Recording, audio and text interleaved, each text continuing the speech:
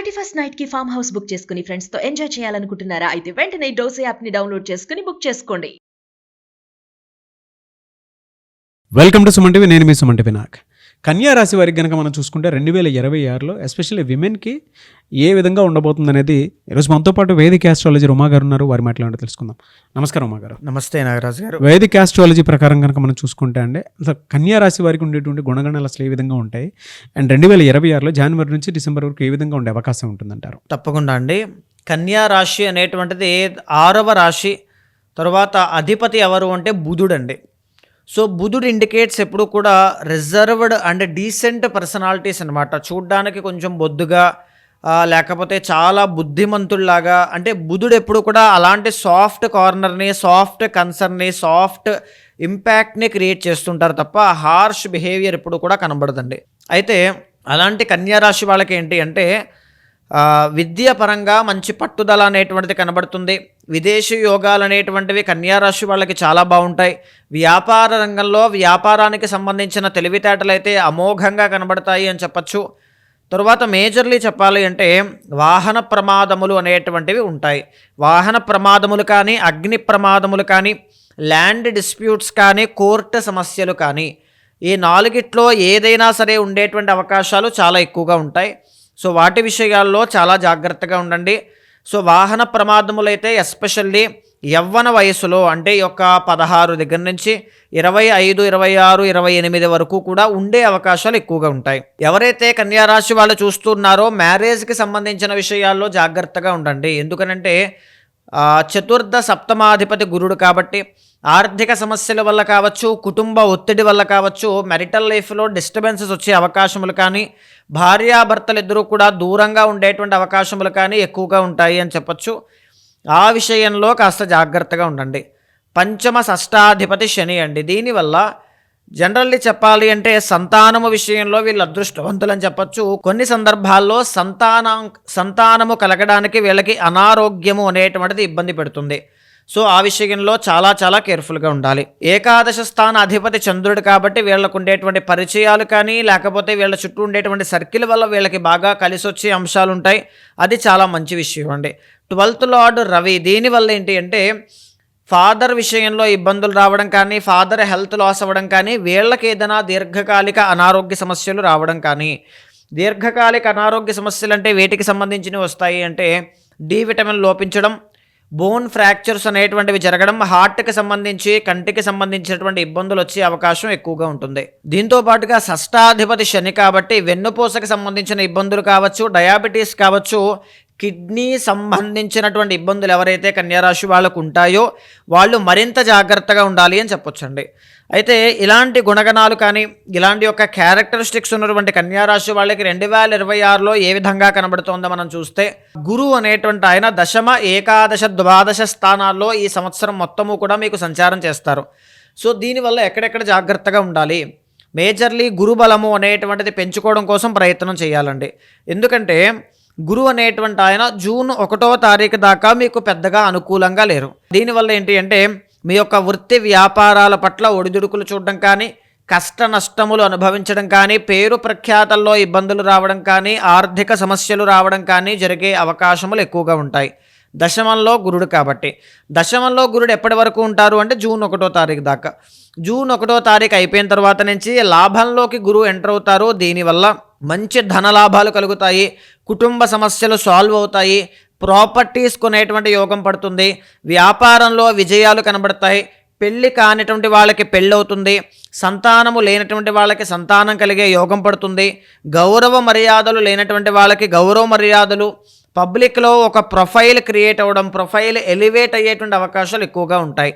So అది చాలా best time అండి కన్యారాశి వాళ్ళకి. ఏదైనా ముఖ్యమైన మేజర్ ఈవెంట్స్ కానీ, ఇది అవ్వట్లేదు ఎప్పుడవుతుందా అనే క్వశ్చన్ నా వీడియో చూస్తూ మీకు ఎప్పుడైనా అనిపిస్తే 100% జూన్ 1వ తారీఖు తర్వాత నుంచి నవంబర్ 1వ తారీఖు మధ్యలో మీకు ఆ శుభవార్త వినే యోగం ఉంది. అది కలగాలని నేను కూడా కోరుకుంటున్నాను. నవంబర్ 1వ తారీఖు దగ్గర నుంచి గురువు అనేటువంటి ఆయన 12వ స్థానంలోకి వెళ్తారు. దీనివల్ల ఖర్చులు అధికంగా పెరిగే అవకాశాలు ఉంటాయి. డబ్బులు విపరీతంగా ఖర్చు అవుతాయండి, డబ్బు నిలబడదు. ఏదైనా ఒక శుభకార్యం వల్ల కానీ, ఏదైనా వస్తువు కొనుగోలు చేయడం వల్ల కానీ, పిల్లల వల్ల, ఎందుకంటే సింహరాశి కాబట్టి పిల్లల వల్ల కావచ్చు, హైయర్ ఎడ్యుకేషన్ వల్ల కావచ్చు, ప్రేమ వ్యవహారాల వల్ల కావచ్చు, డబ్బులు విపరీతంగా ఖర్చు అవుతాయండి. ఆ విషయంలో మరింత జాగ్రత్తగా ఉండాలి. ఇంకొక విషయం ఏంటి అంటే ఈ సంవత్సరం శని అనేటువంటి ఆయన మీకు సప్తమ స్థానంలో ఉంటారండి కన్యా రాశి వాళ్ళకి. దీనివల్ల ఏం జరుగుతుంది అంటే ఈ యొక్క పార్ట్నర్షిప్ వ్యవహారాలు చేసేటువంటి వాళ్ళకి చిన్న చిన్న సమస్యలు వచ్చే అవకాశం ఉంటుంది. అంటే పార్ట్నర్షిప్ వ్యవహారాల్లో వాక్ వివాదములు కానీ, చిన్న చిన్న కలహములు కానీ, తగాదాలు కానీ వచ్చే అవకాశం ఉంటుంది. రాహు అనేటువంటి ఆయన ఈ సంవత్సరం చివరి వరకు కూడా అంటే నవంబర్ 25వ తారీఖు వరకు కూడా 6వ స్థానంలో ఉంటారు. దీనివల్ల హెల్త్ ఇష్యూస్ ఏవైనా ఉంటే వాటి నుంచి బయటపడడం, అప్పులు ఏవైనా ఉంటే వాటి నుంచి బయటపడడం, ఏదైనా అవమానపడిన చోటే గౌరవ మర్యాదలు తెచ్చుకోవడం, శత్రు బాధల నుంచి బయటపడడం 2026లో మీరు చూడబోతున్నారు. బాగుంటుంది. సంవత్సరం ఆఖరులో 11వ స్థానంలోకి కేతు అనేటువంటి ఆయన వెళ్తారు కాబట్టి స్పిరిచువల్లీ గ్రో అయ్యే అవకాశాలు సంవత్సరం చివరిలో కనబడతాయి. ఇఫ్ ఇన్ కేస్ ఎవరైనా తీర్థయాత్ర దర్శనాలు చేద్దాం అనుకుంటూ ఉన్నా, పుణ్యక్షేత్రాలకు వెళ్ళాలి అనుకుంటూ ఉన్నా, మంత్రసిద్ధి యోగంలో ఉన్నా, భగవత్ అనుగ్రహం కావాలి అనుకుంటూ ఉన్నా, కేతు పీస్ ఆఫ్ మైండ్ కోరుకుంటూ ఉన్నా 11th కేతు వెళ్ళిన తర్వాత అది సాధ్యపడుతుంది. అది ఎప్పుడు నవంబర్ 25వ తారీఖు 2026 నుంచి అది మీకు స్టార్ట్ అవుతుంది. 2027 మొత్తము కూడా అదే యోగంలో మీరు ఉంటారు. అయితే ప్రధానంగా చెప్పాలి అంటే ఈ సంవత్సరం కన్యా రాశి వాళ్ళకి అమోఘమైనటువంటి రిజల్ట్స్ కనబడబోతూ ఉన్నాయి. చాలా వరకు కూడా గ్రహాల అనుకూలతే కనబడుతోంది కాబట్టి మీ ఎఫర్ట్స్ అనేటువంటివి ఎక్కువగా పెట్టండి. వ్యాపారస్తులు కన్యారాశిలో చాలామంది వ్యాపారస్తులు ఉంటారండి. సో వ్యాపారస్తులు వ్యాపారం యొక్క తెలివితేటలను ఇంకా పెంచుకుంటూ బ్యాలెన్స్డ్గా సమయస్ఫూర్తితో అడుగులు వేస్తూ stock market, share market, trading ఉన్నటువంటి వాళ్ళు ముఖ్యమైనటువంటి ఇన్వెస్ట్మెంట్స్ అన్నీ కూడా జూన్ 1వ తారీఖు తర్వాత పెట్టుబడి పెట్టడం చాలా మంచిది. తర్వాత ఏంటి అంటే కన్యా రాశి వాళ్ళకి గణపతికి అంటే వినాయకుడికి ఇద్దరికీ కూడా చాలా దగ్గర సంబంధం ఉంటుందండి. గణపతి యొక్క ఆరాధన చేయడం వల్ల కన్యా రాశి వాళ్ళకి అమోఘమైనటువంటి ఫలితాలు వస్తాయి. ఏ రాశి వాళ్ళకి రానంతగా కన్యా రాశి వాళ్ళకి తొందరగా సిద్ధి పొందుతారు. వారికి ఉండేటువంటి గుణగణాలు కానీ, వాళ్ళకు ఉండేటువంటి ఆలోచన విధానం కానీ, మంత్రసిద్ధి యోగం వల్ల కావచ్చు కానీ అన్ని విధాలుగా. సో గణపతి యొక్క సాధన ఎక్కువగా చేయడం వల్ల కేతు కూడా మీకు అనుకూలిస్తే ప్రశాంతత అనేటువంటిది 2026లో మీకు దక్కుతుంది. వ్యాపార అభివృద్ధి, గౌరవ మర్యాదలు పెరగడం కానీ, శుభకార్యములు కానీ అన్నీ కూడా గణపతి యొక్క సాధన వల్లే మీకు సాధ్యం అవుతాయి. అయితే ఏం చేస్తే బాగుంటుంది అంటే మంగళవారము గరిక అంటారండి. అంటే మనకి బయట గార్డెన్లో కానీ ఎక్కడైనా దొరుకుతూ ఉంటుంది. ఆ గరిక పరకలు, ఒక బెల్లం ముక్క, ఆవు పాలు, తర్వాత స్వామికి ఇష్టమైనటువంటి కుడుములు కానీ, ఉండ్రాళ్ళు కానీ స్వామికి నైవేద్యంగా పెట్టి ఆవు పాలతో అభిషేకం చేసి బెల్లము కానీ, అరటిపళ్ళు కానీ నైవేద్యంగా పెట్టండి. మీ శక్తి కొలది ఏదైనా చేయొచ్చు గణపతికి. సో ఓం గం గణపతయే నమః అనేటువంటి మంత్రాన్ని ప్రతి మంగళవారము కూడా 216 సార్లు మానకుండా జపం చేయండి. దీనివల్ల గణపతి యొక్క సిద్ధి కలిగి 2026లో చాలా అన్స్టాపబుల్ సక్సెస్ అనేటువంటిది మీరు చూస్తారు. ఎనీవేస్ థ్యాంక్ యూ అన్న, థ్యాంక్ యూ సో మచ్ మా గారు.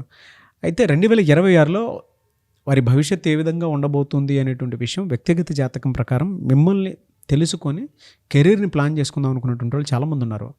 అటువంటి వాళ్ళు మిమ్మల్ని అప్రోచ్ అవ్వచ్చా? అప్రోచ్ అయితే ఏ విధంగా అప్రోచ్ అవ్వాలి? ప్రాసెస్ ఏంటండి? తప్పకుండా అండి.